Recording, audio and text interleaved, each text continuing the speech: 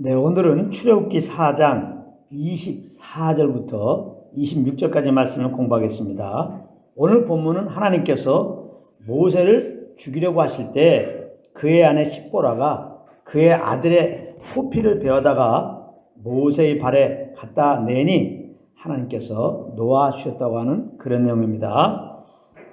먼저 24절을 다 같이 읽겠습니다. 시작. 모세가 길을 가다가 숙소에 있을 때에 여호와께서 그를 만나서 그를 죽이려 하신지라, 이렇게 말씀하고 있습니다. 이 말씀은 선뜻 이해가 되지 않는 그런 내용입니다. 왜냐하면 지금 모세는 하나님의 명령에 순종하여서 애굽에 내려가고 있는 상황인데 갑자기 모세를 죽이려 하셨다고 말씀하고 있기 때문입니다. 여기 만나사라는 말이 있는데 이 말의 원뜻은 어쩌다가 마주친 것을 말한 것이 아니라 죽일 마음을 가지고 만난 것을 의미하는 것입니다. 그래서 이 구절이 참 이해하기가 쉽지 않은 것입니다. 왜 갑자기 모세를 죽이려고 하시지? 사명을 주시고 애굽에 내려가라고 하시고, 처음에는 물론 반응이 시원치 않았지만 결국은 모세가 순종하고 지금 애굽으로 가고 있는데요. 그렇지 않습니까? 우리는 하나님을 어떤 분으로 알고 있습니까? 우리를 죄에서 구원해 주시는 분, 즉 우리를 살려주시는 분으로 알고 있지 않습니까? 그런데 하나님은 모세를 그것도 죽일 마음으로 만나서 죽이려고 지금 하신다 이거예요. 그렇다면 하나님께서는 왜 우리가 도저히 이해되지 못할 이런 일을 행하셨을까요? 그 해답은 25절에서 찾을 수가 있습니다. 25절을 보겠습니다. 시작. 십보라가 돌칼을 가져다가 그의 아들의 포피를 베어 그의 발에 갖다 대며 이르되 당신은 참으로 내게 피 남편이로다 하니. 여기 보면 하나님께서 모세를 죽이려고 하자 모세의 아내 십보라가 그것을 보고 깜짝 놀라서 그 아들의 포피를 베어냈다는 것입니다. 즉 그의 아들에게 할례를 행했다는 거예요. 그러니까 하나님께서 모세를 죽이려고 한 이유는 그의 아들에게 할례를 행하지 않아서 그런 것이었음을 우리는 알 수 있는 것입니다. 할례는 뭐냐? 할례는 남자 성기의 표피를 베어내는 것으로 아브라함과 그의 후손 사이에 맺어진 언약의 표징으로서 하나님이 언약의 공동체에 속했다는 상징적인 행위인 것입니다. 그러므로 하나님의 언약 백성인 남자는 낳은 지 8일 만에 할례를 받아야 했던 것입니다. 창세기 17장 10절부터 10절부터 14절까지 내용인데요. 제가 한번 읽어보겠습니다. 너희 중 남자는 다 할례를 받으라. 이것이 나와 너희와 너희 후손 사이에 지킬 내 언약이니라.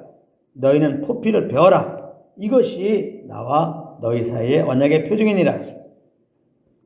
너희의 대대로 모든 남자는 집에서 난 자나 또는 너희 자손이 아니라 이방 사람에게서 돈으로 산 자를 막론하고 난 지 8일 만에 할례를 받을 것이다. 너희 집에서 난 자든지 너희 돈으로 산 자든지 할례를 받아야 하리니 이에 내 언약이 너희 살에 있어 영원한 언약이 되려니와. 할례를 받지 아니한 남자 곧 그 포피를 베지 아니한 자는 백성 중에서 끊어지리니 그가 내 언약을 배반하였습니다. 이렇게 말씀하였습니다. 그러나 어찌된 일인지 모세는 그 아들에게, 아마 그 아들은 모세의 둘째 아들인 엘리에셀로 추측합니다, 할례를 행하지 않았던 것입니다. 그렇다면 모세는 왜 그 아들에게 할례를 행하지 않았을까요? 성경에는 자세히 말씀하고 있지 않지만 우리는 십보라의 행동을 보면서 이런 추측을 할 수가 있는 것입니다. 모세가 미디안 광야에서 십보라와 결혼하고 그의 첫째 아들 게르솜을 낳았습니다. 그리고 모세는 당연히 어릴 적 그의 어머니로부터 들은 언약 백성들이 행해야 할 할례를 기억하고 그 아들에게 할례를 행하려고 했을 것입니다. 그때 그 모습을 본 십보라를 생각해 보십시오. 우리가 십보라 입장을 생각해 보자는 말이에요. 십보라 입장을. 이게 중요해요. 십보라 입장을 생각해 보라는 거예요. 난 지 8일 만에 그 아들을 지금 할례를 행하려고 하는 모세를 보고 있는 십보라의 입장을 생각해 보라는 거예요. 그는 할례가 무엇인지 무슨 의미인지 모르는 이방 여인입니다. 그리고 이제 자기 아들을 낳고 아픈 자기의 몸을 그 사랑하는 아들을 보면서 힘을 내고 있는 상황입니다. 그런데 갑자기 자기 남편이 돌칼을 가지고 그 어린 자기 아들의 포피를 자르겠다고 합니다. 이때 이런 남편의 행동을 보고 가만히 있을 수 있었겠습니까? 분명 십보라는 모세를 보고 아니 당신 미쳤다. 미쳤어? 지금 뭐하는 짓이야 애한테 지금. 이랬을 것입니다. 물론 모세는 왜 할례를 행해야 하는지 얘기했을 거예요. 그러나 십보라에게는 그 말이 전혀 들어오지 않았을 것입니다. 십보라뿐만 아니라 모세의 장인 역시 모세의 그런 것을 보고 미쳤다고 하면서 적극적으로 막으려 했을 거예요. 그러나 할례에 대한 말씀이 그의 마음판에 분명히 새겨져 있었던 모세는 그럼에도 목숨을 걸고 그의 첫째 아들에게 할례를 행하였던 것입니다. 그리고 모세는 둘째 아들을 낳았습니다. 모세는 당연히 그에게도 할례를 행하려고 했을 것입니다. 그러나 이번에는 첫째 아들 때보다 그의 아내와 장인의 반대가 너무너무나 심한 것입니다.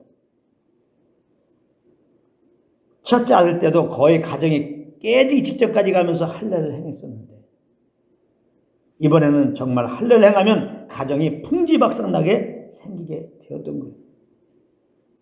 그래서 여러모로 설득하고 설득해도 도대체 그들의 마음이 돌아설 것 같지 않자 모세는 결국 인간적으로 가정의 화평을 위해서 그의 둘째 아들에게는 할례를 하지 않았던 것입니다. 할례를 못한 거죠. 그런데 지금 그 이후로 모세는 하나님으로부터 죽게 된 상황이 된 것입니다. 그때 십보라는 그 상황을 목격한 그 순간 그것은 지금 모세가 죽게 된 것은 그의 아들이 할례를 받지 않아서 그런 것임을 직감하게 되고 모세는 그 아들에게 할례를 행하려고 했더니 자기가 막았잖아요. 깜짝 놀라는 거예요. 얼른 돌칼을 가져다가 그 아들에게 할례를 행했던 것입니다. 그러니까 하나님께서 모세를 죽이려고 한 것은 진짜로 죽이려고 한 것이 아니라 하나님의 명령에 불순종한 십보라를 깨우기 위해서 그런 위협을 가하셨던 것입니다. 그렇다면 십보라는 이제라도 하나님의 명령에 순종하지 못했던 자기를 돌아보면서 하나님께 순종할 마음을 가져야 될 것인데 안타깝게도 십보라는 그러지 못했습니다. 자기 남편이 죽이면 안 되니까 십보라는 진짜 반강제적으로 자기 아들의 포피를 베어내고는 그것을 모세의 발에 갖다 대었다고 말하고 있는데요. 이 갖다 대었다는 원어적 의미는 던져버렸다는 의미예요. 던져버렸다 그냥. 포피를 잘라서 모세 발에 그냥 던져버렸어요. 남편을 살리기 위해서 어쩔 수 없이 할례를 행하기는 했지만 그 일이 못마땅했던 십보라는 그 화를 그렇게 나타낸 것입니다. 그러면서 십보라는 피난편이라고 한 거예요. 피난편. 이 의미는 내가 당신을 만나서 내 사랑하는 자신에게 할례를 행함으로 피를 흘리게 했다는 일종의 독서를 퍼부은 것입니다. 그러나 이것은 하나님 앞에 올바른 태도가 아니죠. 십보라는 그의 아들에게 할례를 행했지만 그 마음이 하나님께 순종한 것이 아니었던 것입니다. 그래서 이 일 후에 십보라는 모세와 함께 애굽에 내려가지 못하게 되었고 자기 집으로 되돌아가서 출애굽기 18장에 가서야 그림이 나오게 됩니다. 이것은 무엇을 말해주는 겁니까? 십보라는 불순종함으로 약속 따라 이스라엘 백성을 애굽에서 구원하시는 그 하나님의 그 구원의 역사에 직접 참여하지 못하게 되었다 이 말이에요. 여러분, 하나님 말씀에 불순종하면 나만 손해인 거예요. 나만. 내 영혼만 손해인 거예요. 믿으면 구원받는데 믿지 않으므로 하나님의 심판을 받고 영원한 불못에 떨어지는 것입니다. 믿는 우리들은 어떻습니까? 우리 안에서 말씀하시는 성령 음성에 순종하면 이 세상에 없는 평강과 기락을 경험하게 되는데 순종하지 않았어요. 마음의 답답함을 가지게 되는 것입니다. 모세 역시 여기서 자유로울 수가 없었던 것입니다. 아무리 광야에서 아내와 장인이 반대하더라도 하나님의 명령이니까 그 아들에게 할례를 행했어야 했는데 그러지 않았었기 때문에 모세는 죽을 뻔한 것입니다. 아마도 모세는 그날뿐만 아니라 아들에게 할례를 행하지 않은 그날부터 자기 아들을 볼 때마다 그 마음이 편치 않았을 것입니다. 불순종했기 때문에 하나님께. 그러므로 그날 이후 모세의 마음에는 어떤 마음이 각인되었을 것입니까? 하나님 말씀에 순종하는 것이 최선의 길이구나. 물론 인간적으로는 순종하지 못할 변명거리가 있었을지라도 그럼에도 불구하고 순종하는 것이 곧 내가 주님의 평안을 누리는 길이구나. 어쩌면 모세는 그의 아들에게 할례를 행하지 않음으로 인한 그 정죄의 마음이 애굽에 내려가라고 하는 하나님의 말씀에 즉각 반응하지 못한 이유도 되었을 것입니다. 이런 문제를 가지고 있는 내가 어떻게 가정을 이끌고 더군다나 이스라엘 백성들을 이끌고 이렇게 애굽에서 나올 수 있단 말인가. 하나님께 불순종하고 있다고 생각하고 있던 모세 입장에서는 그러므로 애굽에 내려가라고 하는 하나님의 음성 앞에 오히려 뒷걸음을 칠 수밖에 없었던 것입니다. 그래서 모세는 어쩔 수 없이 지금 애굽에 내려가고 있으면서도 모세의 마음에는 평안이 없었고 여전히 이스라엘 백성들을 인도해낼 자신이 없었을 것입니다. 여러분, 그런데 이런 모세의 마음을 누가 알고 계실까요? 하나님께서 다 알고 계신 것입니다. 그래서 하나님께서는 모세를 죽이려는 행동을 보이심으로 인하여 십보라가 그의 아들에게 할례를 행하도록 하였던 것입니다. 26절을 보겠습니다. 시작. 여호와께서 그를 놓아주시니라. 그때 십보라가 피난편이라함을 할례 때문이었더라. 여기 보면 여호와께서 그를 놓아주셨다고 했는데요. 이 말씀이 굉장히 중요합니다. 놓아주셨다. 여호와께서 그를 놓아주셨다. 모세를 놓아주셨다. 이 말의 원어적 의미는 여러분 치료해 주셨다는 의미예요. 치료해 주셨다. 모세는 자기 아들에게 할례를 못해줌으로 말미암아 마음에 병이 생겼던 것입니다. 정죄감이 항상 있었고 내가 하나님 앞에서 무슨 일을 할 수 있겠어? 라고 하는 자괴감이 항상 그의 마음을 주장하고 있었는데 어찌되었든 하나님께서는 십보라를 통하여 그의 아들이 할례를 받게 함으로 인하여 그 아들로 말미암아 생긴 모세의 그 병을 치유해 주셨던 것입니다. 정말 우리의 그 누구에게도 말 못한 사정을 아시고 치유해 주시는 하나님을 찬양합니다. 할렐루야. 우리 모든 사람의 그 마음의 사정이 무엇인지 아십니까? 모든 사람 누구에게나 이 마음이 있어요. 내가 하나님을 떠나 있으니 내 삶이 무슨 소망이 있어? 이게 모든 사람들 마음속에 있는 사정입니다. 아담만의 죄인데 모든 인생들의 그 마음속에 있는 사정. 내가 하나님을 떠나 있으니 내가 무슨 소망이 있어? 그러므로 모든 사람들은 인정하든 안 하든 그 마음 깊이에는 장차갈 지옥불의 형벌로 인하여 말할 수 없는 두려움의 질병에 걸려있는 것입니다. 두려움의 질병에 걸려있는 거예요. 사람들은 나름 이 질병을 이기고자 열심히들 살아갑니다. 다 이 두려움을 없애려고 그러는 거예요. 그런데 이 질병이야말로 오직 하나님만이 치유할 수 있는 거예요. 이것은 착한 일을 많이 해도 안 되는 것이고 물론 나쁜 짓을 많이 해도 안 되는 것입니다. 부자가 돼도 안 되는 것이고 큰 권력을 가져도 되는 것이 아니고 종교생활을 열심히 해도 되는 것이 아닙니다. 이 병은 오직 우리 죄를 위하여 십자가에 죽으시고 부활한 주 예수님을 그 마음에 영접함으로 한 방에 완벽하게 깨끗하게 치유될 수 있는 것입니다. 그러므로 아직까지 믿지 않으신 분들은 꼭 예수님을 여러분들 마음의 구주로 믿으시기 바랍니다. 그럴 때 여러분들 죄 사함 받아요. 영생 얻고 정말 새 생명을 얻습니다. 그리고 믿는 우리 모두는 그 아들의 피로 영원한 죄 사함을 주었고 영원한 하나님의 나라 인도하실 하나님을 기억하고 날마다 구원의 하나님을 찬양해야 되는 것입니다. 이렇게 구원의 예수 그 이름을 찬양하며 성령님 다음 따라 행하는 것이 그리스도로 말미암아 이미 주신 주님의 그 평안을 항상 누리며 사는 유일한 길인 것입니다. 우리 믿는 자들은 항상 이 마음이 주님이 주시는 평강과 희락으로 가득 차 있어야 되는 거예요. 아주 그 마음이 우리를 주장하고 있어야 되는 거예요. 근데 우리의 삶을 보면 그렇지 못할 때가 있단 말이에요. 왜 그런가? 구원의 은혜를 잊어버려서 그래요. 그러므로 답답할수록 그 모든 걸 주님께 맡기고 우리는 구원의 예수를 생각해야 되는 겁니다. 바로 우리 안에 계신 성령님은 그 일을 행하시는 거예요. 구원의 그 예수를 생각나게 하시고 그 십자가의 은혜를 기억나게 하시고 이 죄덩이에 있는 우리를 그 아들을 말며 우리를 구원하신 하나님의 사랑을 알게 하신다 말이에요. 그래서 이제는 성령을 말며 그 사랑을 알고 내 상황이 어떤지 믿음으로 감사합니다. 구원의 주님을 찬양하는 그 순간, 감사합니다. 구원의 예수를 부르는 그 순간에 모든 염려, 두려움 다 사라지고 주의 평강과 그 희락이 우리 마음을 덮는 것입니다.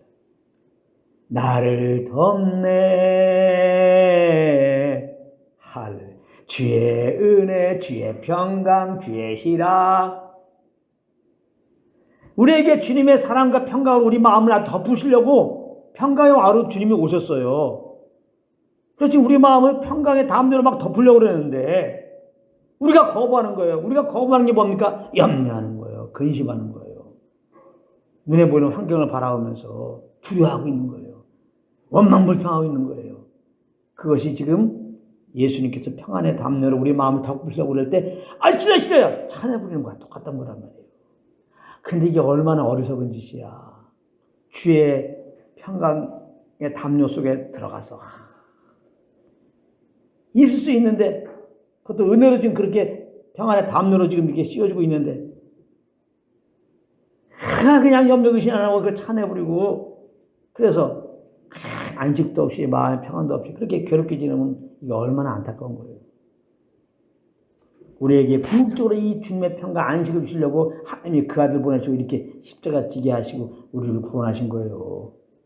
물론 첫 번째는 죄에 빠진 우리를 구원하기 위한 거지만 예수님의 십자가는 거기서 끝나는 게 아니라 하나님 우리가 베푸신 은혜는 구원에 끝나는 게 아니에요. 여러분도 구원받았다고 물론 기뻐야 되겠지만 당연히 그래서 구원받는다는 기뻐야 되는데 그렇게 항상 기뻐하지 못하잖아요. 마음이 평안하지 않으니까. 항상 마음의 평안 가운데 있도록 하기 위해서 그 평안 가운데 살기 위해서 우리에게 그를 통해 구원하신 거예요. 그리고 우리 안에 성령을 보내신 거예요. 그 성령과 교통하라는 거예요. 그럼 예수께서 십자가 사랑을 알게 되면 그냥 감사 찬양할 수밖에 없어요. 바로 마음의 평안이 몰려와요.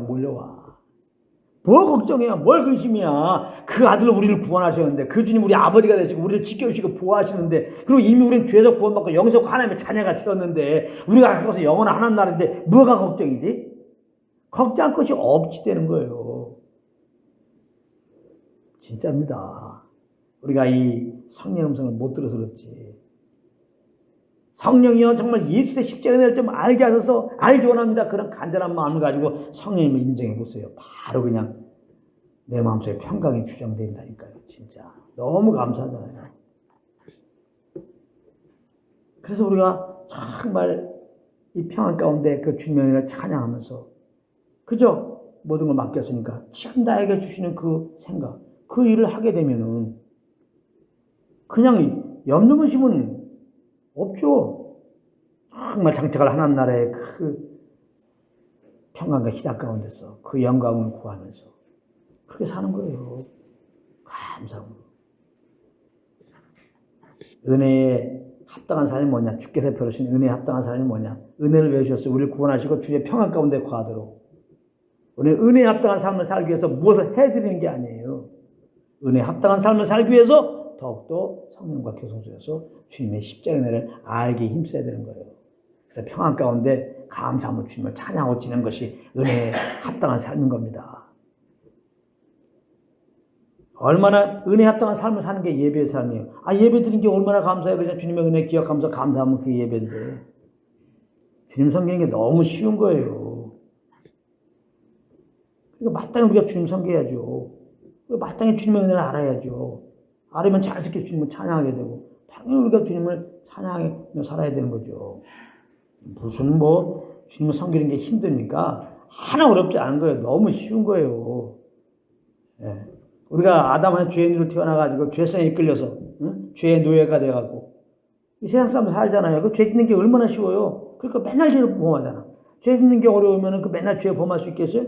죄 짓는 게 너무 쉬운 거예요. 그냥 예수 믿기 전에 얼마나 이게 죄를 밥 먹듯이 지었어요. 그냥 죄덩어리였어요. 죄덩어리 우리는 그냥. 생각하고 말하는 게 다 악이야 그냥.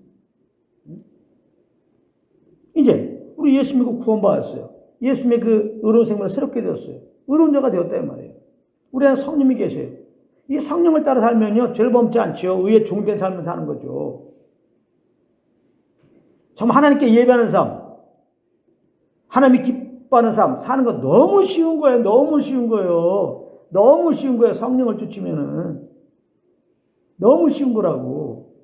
그래서 예수 믿고 구원받는다는 오직 성령과 교통서 그 인도함을 따르는 거예요. 그게 다예요. 신앙생활. 다른 거 아무것도 없어요. 이것이 되지 않고 하는 모든 것들은 다 종교에 불과한 거예요. 그건 우리 안 하는 게 나은데 그냥. 예. 자기 의를 쌓는 거예요. 그래갖고 내가 이렇게 뭐 해야 되는데 왜 하나님은 이런 상황을 허락하시냐. 쓸데없는 생각하고 있는 거란 말이에요. 그 다음에 뭐 조금 해놓고서 말이지. 나는 잘했지. 스스로 어렵다고 하면서 하나님께도 그냥 교만 떨고 그냥 그렇게 자기보다 못한 사람 바라보면서 정지하기 바쁘지. 아주 이상한 모습으로 나타난단 말이에요. 예수 믿고 구원받는다면은 늘 성령의 교통 속에서 그 음성을 들어야죠. 그게 음식이야. 양식이라고. 주의 음성이 양식이라고 우리의. 우리가 태어나고 밥 먹잖아요. 그 밥을 먹었더니 맨날 죄를 범하잖아요. 예수 믿고 구원받았어요. 예수의 생명 겁났어요. 역시 영이 살려면은 먹을 게 있을까? 영의 양식이 성령의 음성이에요. 성령의 음성으로 우리가 듣고 이제 순종하면은 그게 다 그걸 보고 하나님이 의라고 하는 거예요. 그걸 보고 믿음의 삶이라고 하고, 그걸 보고 예배의 삶이라고 하는 거예요. 그런 걸 보고 신앙생활이라고 하는 거예요. 그러니까 신앙생활이 얼마나 편해요. 거기 우리 힘이 들어갈 게 있습니까? 오직 예수 그리스도의 은혜를 아는 거 하나 들어가는 거지. 그래갖고 주님의 은혜를 알면은 뭐 자연스럽게 믿음을 가지고 감사하게 되고 그렇게 주님께 주신 말씀 따라 살게 되고 너무나 자연스러운 거예요. 그 세상, 정말 예수님의 세상, 이 영생의 삶으로 그냥 사는 거예요. 그러므로 우리가 예수 믿고 사는 삶, 이 신앙생활은 그러니까 주님과의 교제, 구체로 말하면 교제 가운데 그 주님에 이끌려서 사는 거예요. 그냥 주님과 함께 사는 게 그게 신앙생활인 거예요. 꼭 여러분들이 그런 은혜 가운데 있기 바랍니다. 그러면 얼마나 좋아. 얼마나 좋냐고. 어떤 상황을 맞이해도 우리 안에 계신 성령님 우리 항상 인정하고 어떤 상황을 맞이해도 그냥 이분께 시킨 대로만 하면 어떤 상황을 맞이해도 우리는 항상 평안 가운데 있고 그래서 어떤 상황이 돼도 우리는 항상 감사하고 기뻐하고 주님을 예배할 수 있단 말이에요. 이 놀라운 피. 이런 우리는 주님을 섬기는 것입니다. 절대 종교는 가라. 종교는 가라. 뭔가 우리가 뭔가를 해드려갖고 하나님께 코드를 맞추고 종교는 아주 동기가 순수하지 않는다고 그랬죠. 뭐 겉으로는 엄청 주님께 영혼 돌린 것 같지만 그 마음속은 내가 이렇게 해드리니까 복 주세요. 그거거든. 그 복이 뭐예요? 내 욕심을 채우세요. 그거거든요. 하나님을 제일 싫어하는 그 욕심. 하나님께 영혼 돌리려고 하는 게 아니에요. 종교는요. 주님의 은혜를 모르고 하는 건 다 다 종교예요. 주님의 은혜를 알고 할 때나 그 은혜 감사해가지고 조건 없이 주님을 섬기는 거지. 그렇게 해놓고 그냥 겉으로는 그냥 주님 예배하는 모습 보이고서 그냥 그 마음속에는 이렇게 하면 이제 하나님 복 주십시오. 이런 마음 가지고 전혀 하나님이 기뻐하지 않는 마음, 전혀 주님께 영광 돌지 않는 마음 가지고 그렇게 예배드리는 이 종교를 떠나가야 되는 거예요. 하나님은 제일 싫어하는 게 종교라고요. 경건의 모양이 있지만 능력은 부인한다. 떠나가라. 능력 하나님은 인정한다면 그분과 동속해서. 그래서 이제 감사함으로 드려야 되는데 감사도 없이 그냥 경건의 모양만 다 갖춰가지고 아니에요. 그 얼마나 부담스러워요. 얼마나 부담스럽냐고. 마음에 감사도 없는데 그러니까 주님께 모든 영광을 돌리는 모습을 취해야 돼. 그게 얼마나 힘드냐고 벌써 이 가짜로 산다는 게. 그렇지도 않은데 마음은.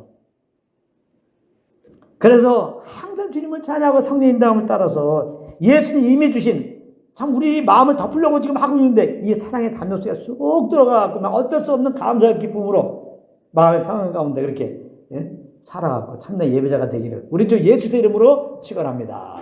이 몸의 소망 무언가 우리 주 예수뿐일세. 우리 주 예수밖에는 믿으리 아주 없도다. 주 나의 반석이시니 그 위에 내가 서리라. 그 위에 내 무섭게 바람 부는 바 무섭게 바람 물결이 높이 설렐 때 물결이 높이 우리 주 크신 은혜에 우리 주 그 소망에 닿을 줄이라. 소망에 닿을 줄이라. 주 나의 반석이시니 그 위에 내가 서리라. 그 위에 내가 세상에 믿던 모든 것 세상에 끊어질 그날 되어도 모든 것 끊어질 그날 구주의 언약 믿사와 구주의 내 소망 더 크리라. 내 소망도 아멘 크리라. 굳건한 반석이시니 그 위에 내가 서리라. 그 위에 내 바라는 천국 올라가. 바라던 천국 하나님 앞에 외울 때 하나님 앞에 구주의 의를 힘입어 구주의 의를 어여치 바로 서이라. 어여치 할렐루야. 주 나의 반석이시니 그 위에 내가 서리라. 그 위에 내가 서리라. 저 높은 곳을 향하여 날마다 나아갑니다. 내 뜻과 정성 모아서 날마다 기도합니다. 내 주여 내 맘 붙드사 그곳에 있게 하소서. 그곳은 빛과 사랑이 언제나 넘치옵니. 괴로움과 죄가 있는 곳 괴로움과 죄가 나비롱 여기 살아도 나비롱 여기서 빛나고 높은 저곳을 빛나고 높은 저곳을 날마다 바라봅니. 내 주여 내 맘 붙드사 내 주여 내 맘 붙드사 그곳에 있게 하소서. 그것은 빛과 사랑이 언제나 넘치오. 내 주를 따라 올라가 내 주를 따라 올라. 저 높은 곳에 우뚝 서 저 높은 곳에 우뚝 서 영원한 복락 누리며 영원한 복락 누리며 즐거운 노래 부르리. 즐거운 노래 부르리. 내 주여 내 맘 붙드사 그곳에 있게 하소서. 그것은 빛과 사랑이 언제나 넘치옵니다.